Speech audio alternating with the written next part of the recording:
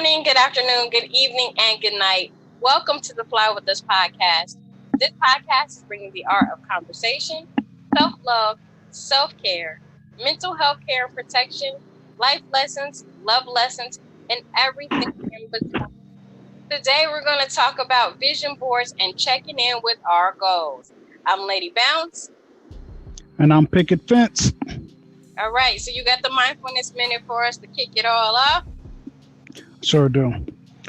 Are you someone that is always late or in a hurry to get to a place? It may be time to make some changes that will transform your life. Mindful planning is the process of dreaming big, allowing yourself to go a little wild, and then seeing how you can take small, intimate action steps. Let me say that again. Small, intimate action steps that will bring you closer to your goal. Planning out your day, your week, your month are crucial. It is very crucial in making sure that you're spending the optimal amount of time pursuing your goals, along with balancing your day-to-day things that you need to get done. Mindful planning sprouts from the practice of mindfulness. Mindfulness, simply put, is the act of paying full attention to the present moment. It comes from the Buddhist teachings on strengthening the mind. Another tool that you can incorporate with mindful planning is a vision board. This can be used to present with images that can be a direction you'll like to see your life going in. They're a powerful visual reminder of your dreams and can keep you focused with an actionable plan. So let's talk about some things that you need to do to have a vision board and a planner. Okay, first of all, I feel personally attacked. You could have gave me a warning that you was gonna put me on blast about my lateness. But I'm working on that. But next time, we could have just did that off camera, okay? I just put that. If you're working on it, that's what matters. If you work on it, that's what matters. I'm working on it. Okay, so have you ever created a vision board before? What'd you put on? Yes. I have a current vision board, but I need to work on a new one. On the vision board that I currently have, what I did was I printed out things that I wanted to get. Like I was in the process of building my own like pre-production studio. So I was putting clippings or drawings, printouts of pieces that I wanted to buy. And I put in bold letters, think and it shall be done. And then I put pictures of those items that I wanted to achieve. So how's that working for you? How's it going? And it's a two-part question. One, how's it going? And two, when you get one of those items, do you take it off the board? You're supposed to, but I didn't do that for mine. On the small items, the small goals, I pretty much got all the small goals that I wanted to get. I put a couple of big goals that were like really far out there, like the mindfulness minute said, things that gives you a chance to be wild. Like I put like a couple of cars that I wanted on there, which I haven't gotten those cars. Okay. But as far as the equipment, I got a majority of the equipment that I wanted. And then the equipment that I didn't get, I don't necessarily need or want that equipment anymore. So that's why I said that it's time to do a new vision board with new goals, new things that I would like to achieve. Okay, so I have a vision board in my office at work. And it's less of stuff I want, but more like positive quotes, personality quotes, that I want to align myself to be more like. Like one of them, it says, don't let anything cause you to lose focus on your goal. And that's a big thing for me because I tend to get in my feelings about situations and then later realize that those situations aren't serving me for my good and they really are taking me off whatever the goal is, whatever the goal even for that day is. When I'm thinking about, somebody who has wronged me in traffic or wronged me in life, then I can look at my positive quote board and go, it kind of puts things back into perspective. So like I have a quote from Malcolm X that says, even when we is replaced with I, then even illness becomes wellness. And I'm like, I like that. So it really is more of a thought vision board, a thought changing, thought provoking vision board, as opposed to, goals or things that I want. So now in us talking and making boards, I'm definitely going to, look at making a board of things that I want. But that's kind of hard to do because there aren't many things that I want, like tangible things. There's not a lot of that. So I really have to think of what to put on a board. Well, I don't think there necessarily has to be tangible things. I think yours is dope because as humans and on this flight of self-care, you want to become a better thinker. You want to think more positive. You want to think about wellness. So those are great things to have on a vision board. Positive thoughts, positive affirmations, mantras, and especially, like I say, it's in your classroom, somewhere that you're going to see every day, pretty much most of the day, so that you can keep that going on. That's one thing that's important about a vision board, is having it be visible. Something that you would see, if not multiple times a day, at least once a day maybe on the way, something in the bathroom mirror, or something on the doorway next to your door when you're leaving the house. So you go out the house with focus, intentions.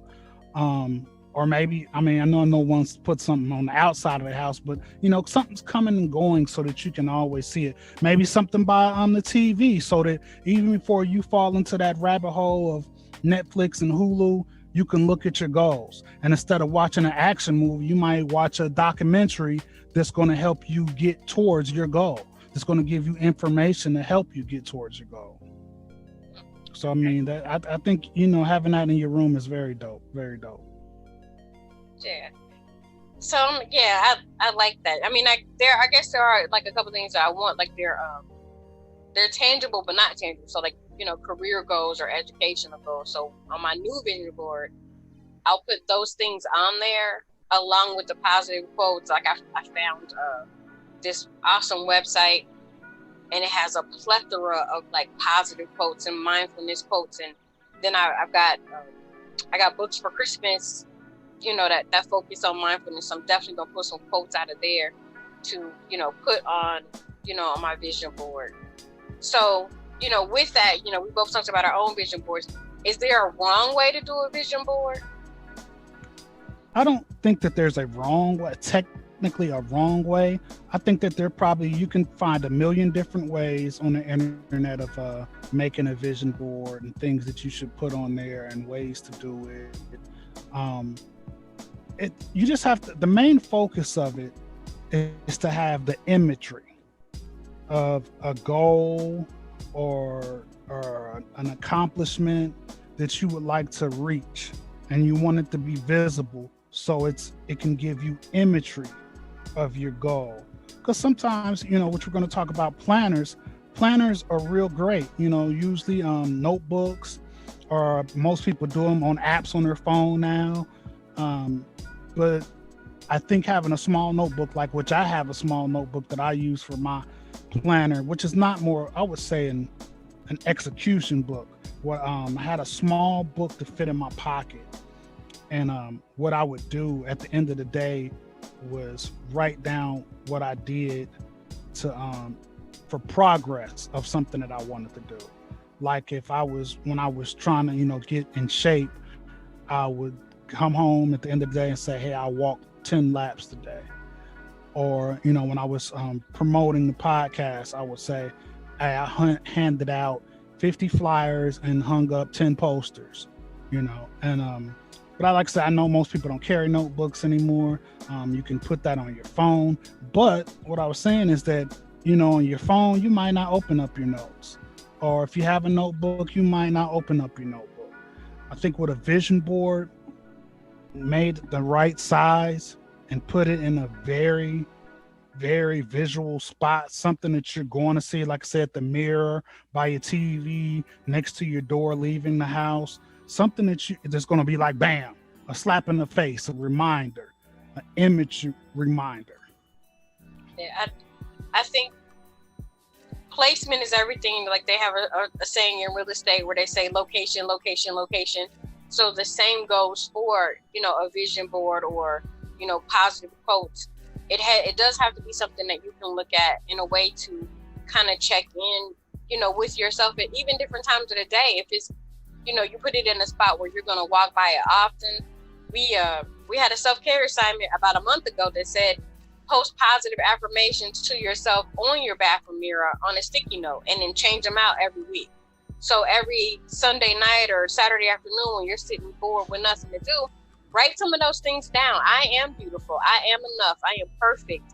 I am an imperfect being having a perfect experience. So you see it every day. It does become concrete.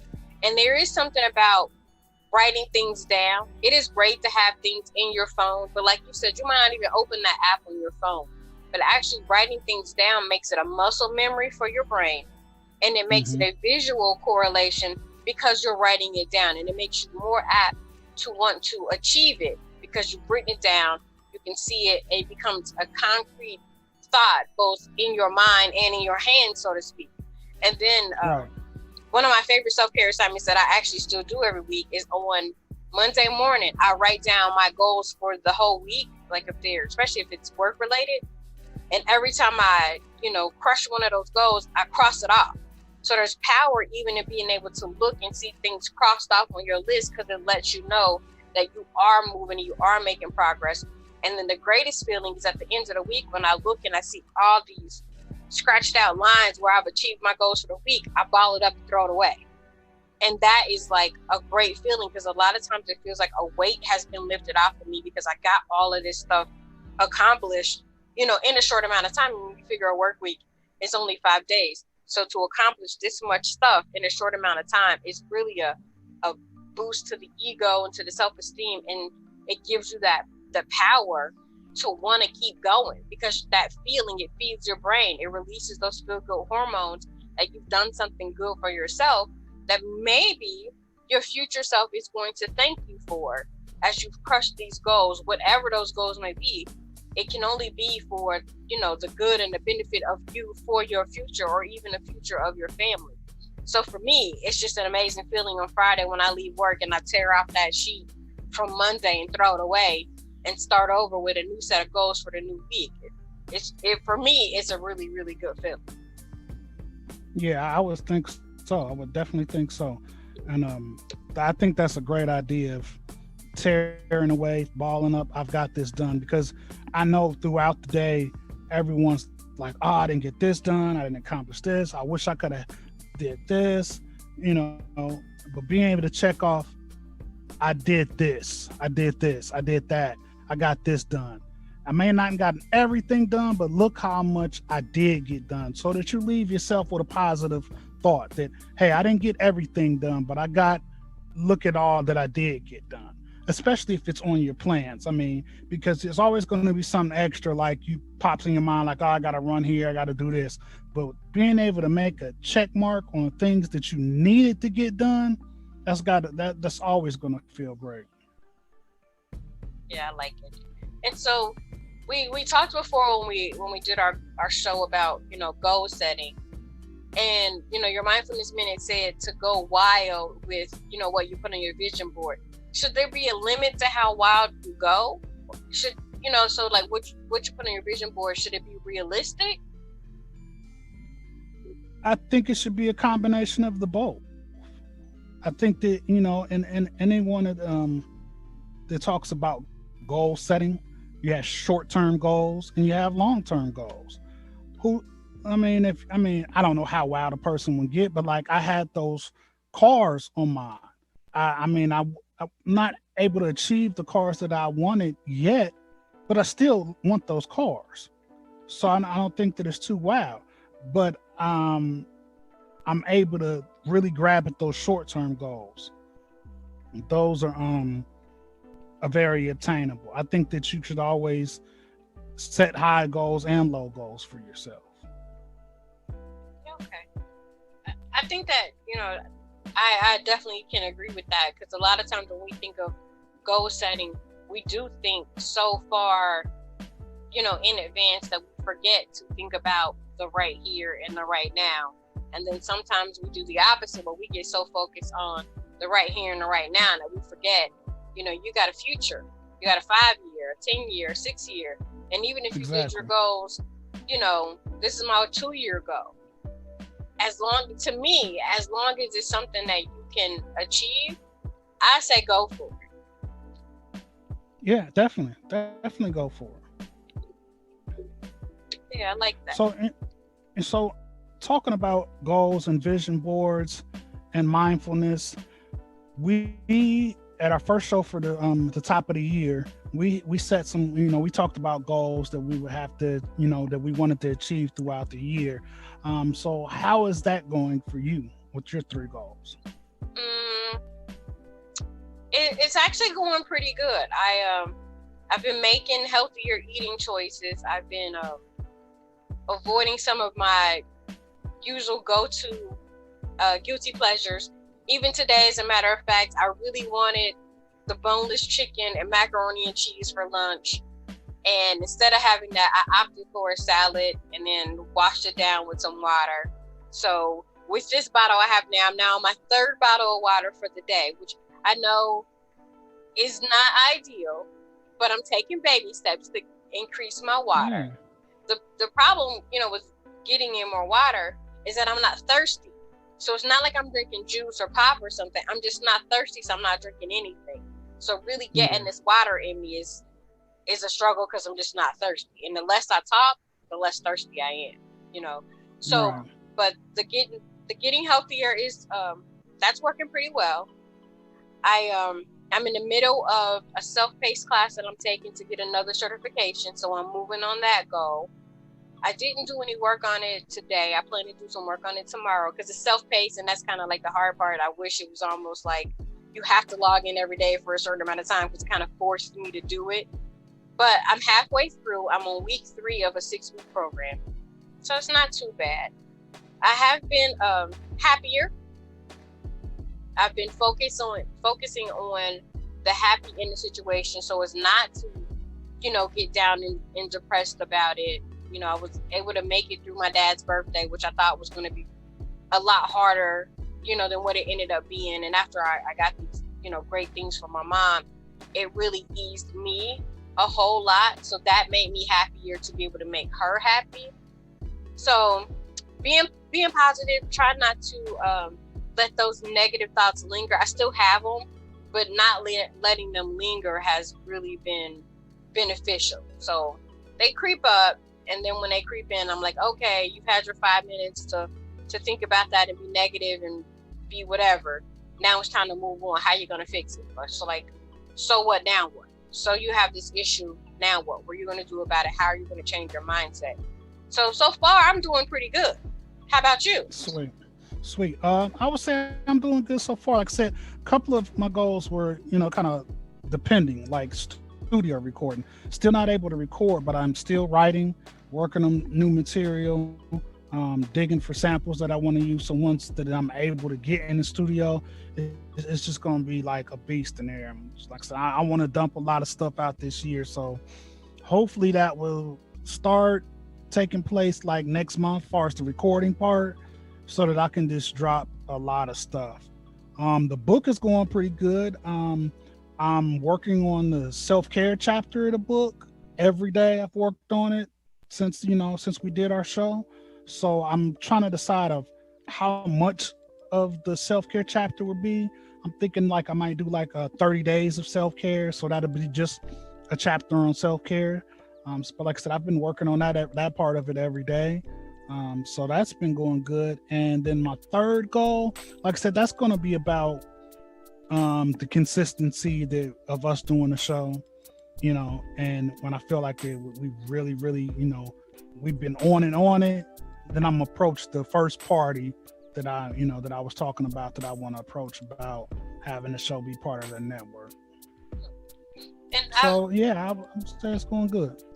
Okay, so me and I was just thinking about it. I've added a goal actually to my list. My a good friend of mine that you introduced me to actually owns her own magazine, and so I freelance write for her magazine. So okay. I wrote an article for the January issue, and so I added to my goal list to write for her more often. So I'm going to try to produce one article a week and then just send it to her, and then she can use them wherever she has space for them in the magazine. So if she ever gets into a pinch, where she's, short a story or two, then she'll have some of my stories, on deck ready to publish. Oh, that's dope. That's dope. Shout out to Speak Woman Magazine. Speak Woman Magazine and Shanta Campbell. Yeah, she's Word up. Always positive, always, willing to support. So I support her in return. Our mantra and motto is always support those who support you. And she definitely supports. So I, definitely support her back, by writing for her, contributing to, her magazine in any way that I can. Like, I want to see her magazine blow up. So I'm going to do whatever I can to, help make that happen for her. Dope. I've added a goal too, which I said is always a goal, especially when you get, my age, just trying to be in better shape, which eating has always been, for the last couple of years, I've eaten pretty well. The hardest part is for me has been exercising and getting in a good exercise routine. So 5 days a week for the last week, I've done what they call a first step in yoga. It's called sun salutation. I've been doing that 5 days a week, just trying to get a real good stretch in the morning. When you get our age, it's really important to stretch in morning and night if you have the time, but especially in the morning, to get a good stretch. I've been drinking a cup of warm lime water every morning also. It's not the best tasting, but... And what does that do? What is the health benefit of that? Purifies your blood. It helps alkaline your blood. And they always say that you should have water first thing in the morning, but that lime adds that extra kick, because even if you're drinking bottled water, it's still tap water. They got it from somebody's tap. So, that lime or lemon, you could do both, but a lime or a lemon helps alkaline the water. And if you really want to put a boost on that, I would suggest drinking it out of a copper cup, which really has a lot of benefits. You can look that up, the benefits out of drinking out of a copper cup. It has a lot of health benefits. So lime, warm, almost like a cup of coffee, warm, hot water with a fresh squeezed lime. Yeah, so that's just one thing. And one thing that I'm going to start incorporating, which today is Monday. I should have started today, but it was a holiday, is a salad a day. Shout out to TK and the AM. They started me on that a couple years ago.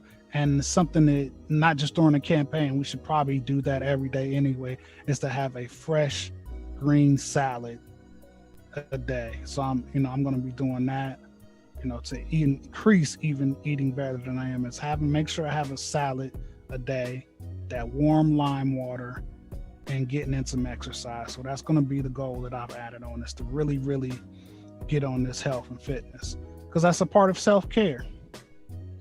It definitely is. I had a salad today, and the salad today is a great challenge. I will caution anybody though that decides to join us on a salad today, be careful what you put on your salad. Those things taste good, but they kind of take away from the health benefits of the salad when you're piling on so much stuff. And be mindful of the kind of dressing you use and how much you use. Oil and vinegar is best, or any oil-based dressing. Italian, all of the vinaigrettes are really good for you. I know most I like people... the olive oil and vinegar that's one of my favorites. Yeah, I can't do the olive oil and vinegar totally. I can mix it with like sweet and sour dressing, and then it's not, that the vinegar doesn't, become overpowered. So I'm working on that part. But I'm not, I know everybody, ranch dressing is a thing. You can have light ranch. That's not good for you. Yeah, I would go light. I'm not going to tell you what to do. Light would be better for you. Yeah, or if you ghetto like me, if you super ghetto like me, just put hot sauce on it. Ew! I do that sometimes too. When I run out of the olive and vinegar, I'll just throw hot sauce on it. Throw some hot sauce and some cayenne on it, and eat it ghetto style, base style. No. I can't. No, sir. I mean, you got to do what you got to do. I'd rather eat my salad dry with nothing before I actually saw somebody eating a salad dry, like the I don't even think it was a whole salad. It was like the box of baby spinach or whatever. They were just walking, eating it out the. Nah, I thought that was a little extreme. I mean, unless you had a gallon of water with you, but he was just eating it out the. Like it was a bag of chips. Well, maybe that's what he was doing, was tricking his mind to think of it as like a bag of chips. I don't know. I didn't ask him. I just thought it looked kind of different. Yeah, that is kind of different. Now I do, when I'm making a salad, I will kind of like munch along the way, but that's still different than like eating the baby spinach like potato chips. Right. I'm not there yet. Now you talked about piling on your salad. What do you put on your salad typically? It's not good for you, but I do use cheese. Some diced chicken is always nice. I love honey roasted almond slices, and then depending on my mood, I'll use dried cranberries with the almond. Egg is optional, but it has to be cut up. Like I don't want a whole egg, and I don't want a half an egg. I want it cut up really small, finely chopped and everything. Mm-hmm. I love spinach over lettuce. I mean, I've eaten lettuce salads, and when I buy like the pre-made salads, they come with lettuce, but I'd prefer if I could get a pre-made salad from the store and it had a spinach base instead of a lettuce base. That would just be like the ultimate salad for me. So chicken, cheese, almonds, spinach, sweet and sour dressing, maybe with a dab of ranch, so it's not as sweet, because the sweet and sour it's kind of sweet, but the ranch kind of takes away some of the sweetness, so it gives a really nice balance. I do like some of the vinaigrettes. Like I like the raspberry vinaigrette, but I don't use too much of that. I do like Italian. I like Italian better though as a marinade for my baked chicken as opposed to on my salad, because sometimes it's too salty. So yeah, that would be like my ideal salad. What's your ideal salad? My ideal salad, typical salad, is I like kale. Kale, spinach. If I have lettuce, prefer romaine lettuce. Cucumbers. I like the sliced almonds also. I use the dried cranberries and the dried blueberries. I don't use cheese. I'm like 98% vegan. I do eat cheese, and when it comes to pizza, I can't help it. Vegan cheese is just, it's really not that great. So I do have cheese on my pizza. That's pretty much the only time I do eat cheese. So I don't eat cheese on my salad. Like I said, my favorite dressing is the olive oil and vinegar. If I can't have that, I like Italian, but sometimes it's depending on the brand, it's too salty. So that's why I started putting hot sauce on my salad to kind of kill some of that saltiness, so I can get it down, because sometimes Italian dressing is real salty.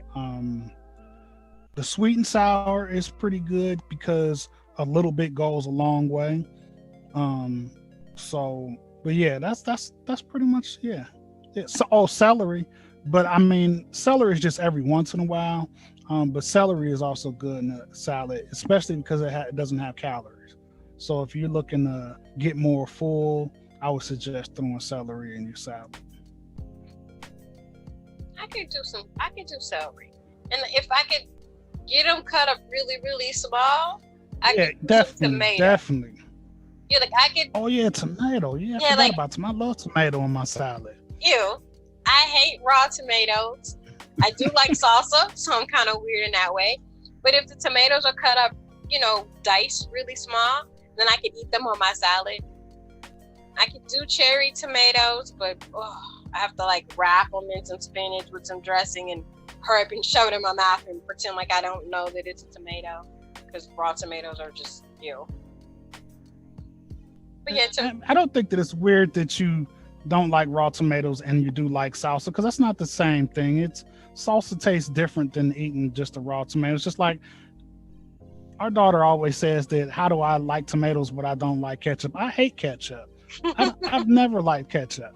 I mean, even as a little kid, I mean, I would eat it when I ate McDonald's because it was already on there, but I absolutely do not like ketchup at all. I don't like it on my fries. I don't like it on a sandwich. I had a friend who used to put it on pizza. Once he did that, I just didn't even want to eat any more pizza. Even if it wasn't on my piece, it was disgusting. That's how much I do not like ketchup. I struggle with watching people put ketchup on eggs. Ketchup, I don't know. Yeah, that's horrible. I know, like, people like it, just like, and like our daughter eats syrup on her eggs, and I'm like, why? I don't get it. But yeah, ketchup on eggs. Ketchup doesn't go on everything. It goes on fries, and that's it. Maybe on the top of meatloaf, but I haven't. It doesn't even go on fries. It doesn't even go on fries. And what's better, if you do eat meatloaf, is to use barbecue sauce. Yeah, I guarantee you. In years, try it. If you're a meatloaf person, try using barbecue sauce instead of using ketchup. Yeah, I don't know about that. It's just something about the ketchup, though. It's like a family tradition. Grandma put ketchup on her meatloaf, so did mama, so did auntie. Yeah, I don't know about that. I mean, I'm willing to try it. Hers. What we had was the old school Lipton soup package. Put that in there, smush up the ground beef, and then get the cheese cubes and stick that in there as you form in a loaf. So it's almost like a cheeseburger meatloaf. Yeah, that was a long time ago. I haven't eaten meat in 20-something years, so but that's how we used to have it with the Lipton soup mix, cheese cubes, a little bit of barbecue sauce. That's all you need. Well, if I make a turkey meatloaf or something, I could try that. But I also, haven't eaten meat in over 20 years. So yeah, chicken, turkey, and fish, but that's not meat. So yeah. To some people. To some people, right? Like I'm not quite ready to go full vegetarian. I'm making healthier choices, and that's what it's part about. of my goal. But yeah, I can't give up chicken yet, and I can't give up cheese. I'm just not ready. I'm not ready. That's fine. Well, looks like we're about that time in the show where we let a little bass drop. Boom, boom, boom, boom, boom, boom. Brain science. All right, so this week's brain science goes with what we were talking about for Mindfulness Minute and for our self-care assignment for this week, which is to make a vision board. So this is the brain science behind why vision boards work. And then I'll give you some brief tips on how to make one. So creating a sacred space that displays what you want actually does bring it to life. What we focus on expands. When you create a vision board and place it in a space where you see it often, you essentially end up doing short visualization exercises throughout your day. Visualization is one of the most powerful mind exercises you can do. According to the popular book, The Secret, which I love, the law of attraction is forming your entire life experience, and it is doing that through your thoughts. When you are visualizing, you are emitting a powerful frequency out into the universe. So whether you believe it or not, visualization does work. People have used it for decades. So, what's the big secret behind creating a vision board that works? First of all, your vision board should focus on how you want to feel, not just on things that you want. It's great to include material stuff too.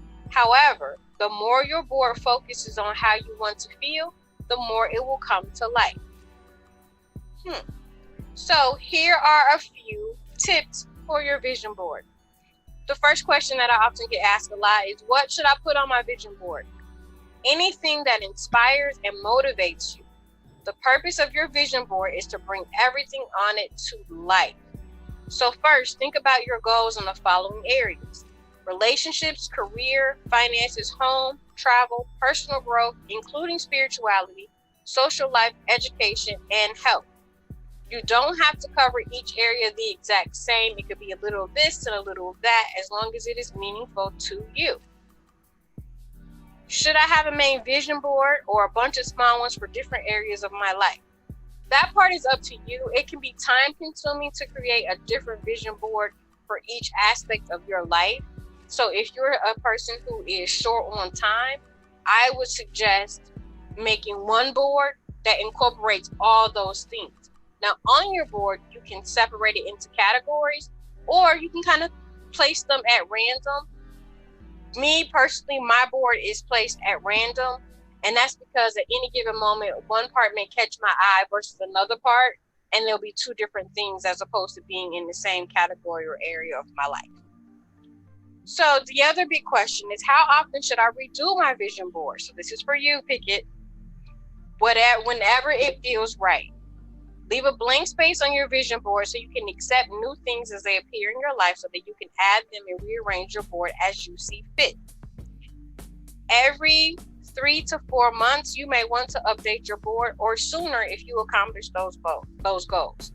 So basic things that you're going to need for your vision board: a cork board, a poster board, some big space, or maybe not even big space, but something that is the size that you need for what you're going to put on it.